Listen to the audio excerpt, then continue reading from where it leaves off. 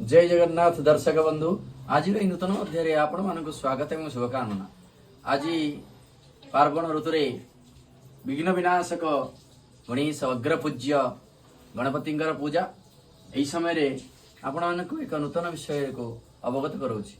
आप देखुवे ये मु लेंबू रखी जोटा कि ये लेंबू और लंका गुंथा देखते आज्ञा यहाँ आमर विभिन्न प्रकार नेगेटिविटी एनर्जी के दूर कर पॉजिटिविटी आनी थाए। एक आपण मैंने ये भाव में गुंथे 7टी लंका एवं 3टी लेंबू ये भाव में देवे।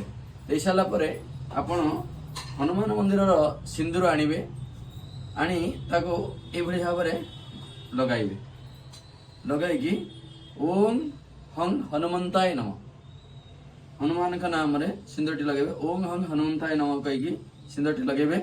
लगे सारा पर ये जमी भाव में आपको देखी दूसरी देखो ये भाव में ये आंगुठी रे आपन ये आंगुठी देखो यूज करेंगे। ये आंगुठी आप भाव में लगाइबे लगाई वाणिज्य व्यवस्थान प्रतिष्ठान एवं घर मुख्य द्वार रे मझामझी स्थान रे एकदम मध्यस्थल लगेबे।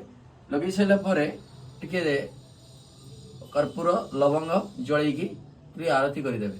ये कले ये शनिवार दिन आप मुख्यतः भाव लगे। शनिवार दिन यहाँ हम शनिवार दिन लगाइले आपणकर जो नेगेटिविटी ऊर्जा आसी आपणकर विभिन्न प्रतिष्ठान वाणिज्य व्यवसाय होना घरे अशांति लगी रही निश्चित भाव में दूरी जीव कौन सन्देह ना। जय जगन्नाथ जय जगन्नाथ जय जगन्नाथ।